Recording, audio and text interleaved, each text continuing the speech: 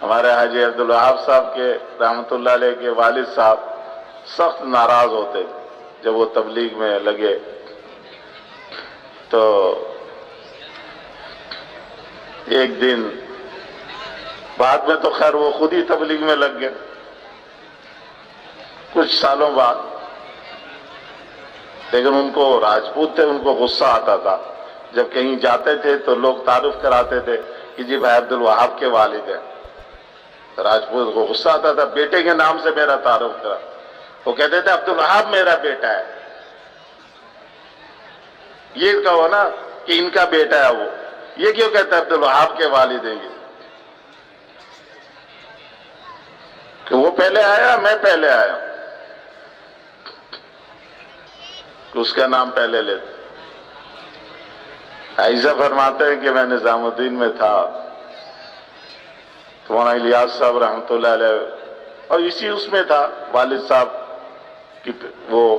کہ والد صاحب ناراض ہیں، کیا کروں، یہ بھی نہیں چھوڑ سکتا، والد صاحب کی ناراضگی بھی وہ نہیں ہو رہی تھی، تو مولانا الیاس صاحب رحمۃ اللہ علیہ بیان میں فرمانے لگے کہ قیامت کے دن اللہ تعالیٰ ایک آدمی کو کھڑا کریں گے اور اس کے جتنے حقوق والے ہیں نا ان سب کو بھی بلائیں گے، ماں کو بلائیں گے، باپ کو بلائیں گے، بیوی کو بلائیں گے، بچوں کو بلائیں گے۔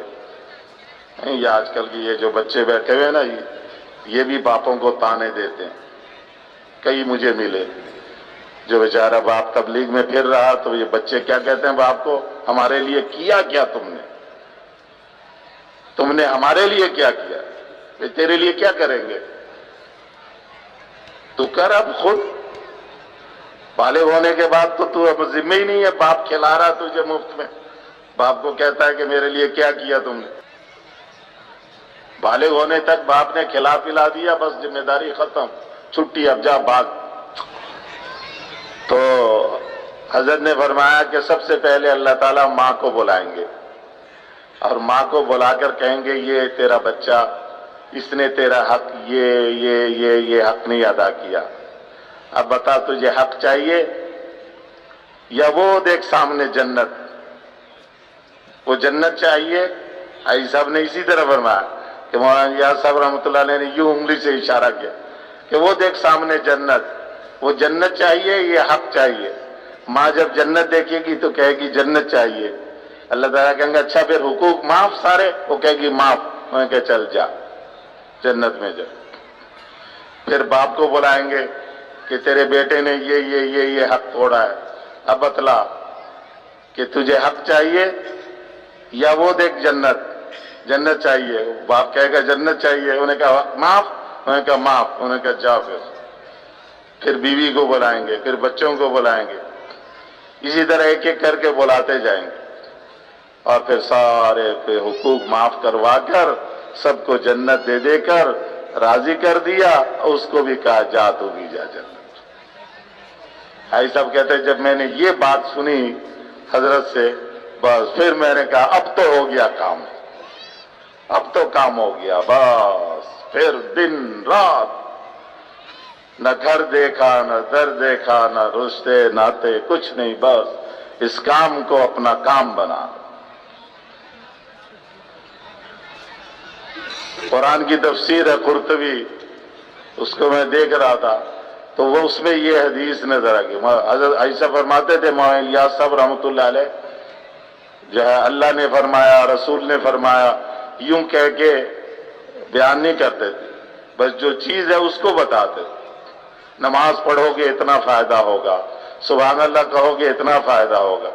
یوں نہیں کہتے تھے کہ حضور نے فرمایا کہ سبحان اللہ کہو گے تو اتنا فائدہ ہوگا، جو فائدے کی چیز ہے صرف وہ اتنا بتلا دیتے۔ تو یہ جو حضرت نے فرمایا کہ قیامت کے دن اللہ اس طرح بلائیں گے اور حقوق معاف کروائیں گے، جنت دیں گے، تو یہ قرطبی میں موجود، میں نے وہ لا کے حاجی صاحب کو دکھلایا، میں نے کہا جی یہ تو حدیث میں بھی موجود ہے اسی طرح کا مضمون کہ اللہ تعالیٰ قیامت کے دن وہ شخص جو اللہ کے نام کی سربلندی کے لیے، اعلاء کلمت اللہ کے لیے، اللہ کے نام کو اونچا کرنے کے لیے اپنی جان اور مال کو لگا دیتا ہے، نہ دن دیکھتا ہے نہ رات دیکھتا ہے، نہ کھانا نہ آرام، نہ گھر نہ در، اللہ اس کے حقوق والوں کو حقوق کے بدلے میں اعلیٰ سے اعلیٰ نعمتیں دے کر سارے حقوق معاف کروائیں گے اور سب کو جنت میں اکٹھا کر دیں گے۔ وہ تو سخی ہے، داتا ہے، اس کے خزانے میں کیا کمی ہے؟